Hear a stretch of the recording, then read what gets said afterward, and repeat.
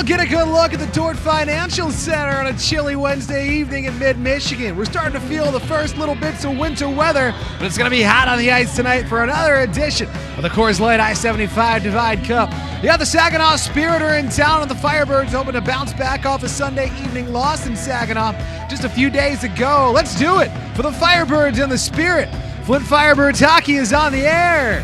And it starts right now. And good evening, ladies and gentlemen, and welcome inside the broadcast booth for tonight's pregame show driven by Shea Automotive. Here to tell you the story, I'm Brian Gardner. We've got the Firebirds and the Saginaw Spirit. Yes, again, we got the Coors Light I-75 Divide Cup. And it's game number 2 out of 8 between these two teams this season. Flint and Saginaw just met up on Sunday for what was a 7-2 Spirit victory. Now for the Firebirds coming into this game, they've been skidding a bit.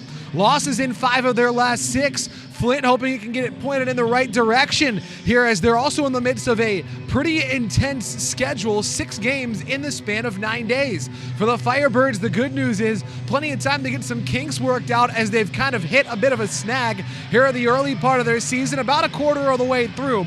So for Flint, they're hoping they can get back in the win column and even up the season series and the Coors Light I-75 Divide Cup with a win against the Saginaw Spirit here this evening. Again, these two teams played on Sunday, and in that game, the Birds got off to a hot start, but it was the Spirit who ended hot. And why don't we take a look at how that looked with our full highlights as we jump back to the first period on Sunday evening. Evan Conyon for Connor Clattenburg. Took just 35 seconds. The Birds were off and running. Good feelings early in the first period in Saginaw, but then a turnover leads to Michael Misa. All alone, Misa snaps it past Nathan Day. We got a tie hockey game. Second period, late in the second period. James Go from the point. How about a deflection for Brody Najim? That is his first OHL goal. Comes from Go, who extended his point streak to 6 games in that win. Later, they'll add on. Little backhanded chance for Carson Harmer. He scores. Harmer almost looks like it was a bit of a changeup on Nathan Day, who couldn't snag it. Then delayed penalty, extra attacker. One time, boom, for Christian Epperson. The score is 4-1. Early third, Firebirds on the power play. Thibodeau in. Hayden Reed on the back door. What a feed from Thibodeau. First OHL goal for Hayden Reed as he finishes, and the Firebirds right back in it at a score of 4-2. But it was the Spirit from that point on. The Calum Mangoni show. Win the face-off, right from the wings, snaps it top shelf. Mangoni scores later on, get the puck to him. Oh boy, can't just give him that much space. Mangoni goes low and scores on Nathan Day. At this point, it's back-to-back goals for Mangoni, extending the lead to 6-2. Then a power play, then Mangoni. The natural hat trick. 3 goals unanswered. They go on to win it by a final score of 7-2. So game 1 of the 2024-25 Coors Light I-75 Divide Cup goes to the Saginaw Spirit. As the Spirit, they've been putting the puck in the net. This is one of the better offenses in the OHL, as keeping the puck out of the net.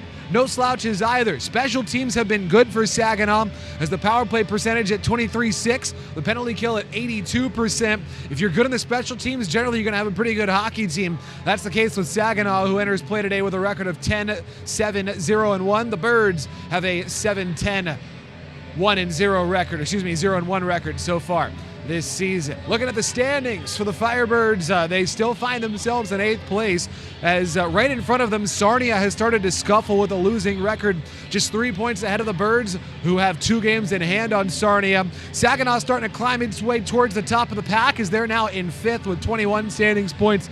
Still early, still pretty jumbled, but starting to get a little bit of separation so far in this one. So the Firebirds and the Saginaw Spirit, yeah, when these two teams meet up, it is always intense. As for the Birds, they're trying to even up the season series, which is now a 1-0 season lead for Saginaw. These two teams are going to play 3 times in the span of this month of November. Flint will be in Saginaw in about a week and a half, so familiarity starting to join up with contempt. It never really takes much for these two teams to have an intense battle on the ice. Firebirds hoping they can even up the season series and the Coors Light I-75 Divide Cup with their rivals from just up north in Saginaw. Stick around as we're going to roll along here on the pregame show. When we come back, we'll take a look at the lineups for today's contest, some players to watch on both sides returning. On both sides, we have at least 3 players to tell you about who did not play in Sunday's game who will be back in the lineup here today. That and more coming up when we come back on the pregame show, driven by Shea Automotive. Birds, Spirit, after this on FHN. All right, Chevy team, huddle up, huddle up. We really got to bring it this month. Banks, what do you got? Lease a new Chevy Silverado for as low as $298 a month. Go Chevy! Theo, what do you got? Lease the all-new 2020-25 Chevy Equinox for as low as $299 a month. Go Chevy! Connie, what do you got? Lease a Chevy Blazer for as low as $289 a month. Go Chevy! Let's get the best deal for our past, present, and future customers. What do we say? What do we chant? Just Chevy! It's Flint and it's Saginaw. The Firebirds taking on the Saginaw Spirit here this evening as Saginaw has made the quick trip down Interstate 75. Imagine there's going to be a good mix of both Spirit fans and Firebirds fans in the building here on this Wednesday evening. Firebirds kicking off their week of work. They've got 3 games in the span of the next 4 days in the midst of 6 games in the span of 9 days. Get a look at today's lineups. We begin from the Saginaw side of things, and this is a Spirit squad that the defending Memorial Cup champions. Yeah, they look a little bit different than they did last year, but a good chunk of the core is still there. That includes, of course, Michael Misa as the top line center, Ethan Hay, the former Firebird. Zane Parek did not play last time these two teams met up on Sunday, missed it with an upper body injury. He's back in there. Andrew Oak is once again the starting goaltender for Saginaw as they have been leaning on their overage netminder and the Michigan native. Our players to watch for today's contest, and finally, it is Michael Misa's draft year. Misa, who of course had the exceptional status to play in the OHL as a 15-year-old, all he has done is produce, especially true this season. Not only does he lead the league in goals and points, Misa leads all CHL players in goals. He has 22 goals and 13 assists. That is in just 18 games. The kid is scoring more than a goal per game. He had a goal and an assist when these two teams met up on Sunday. The game before that, he had a hat trick. Misa puts the puck in the net. That's something that's just a fact of life, as the Saginaw top line center is going to be always dangerous and tough to slow down. He's a top NHL draft prospect for a reason.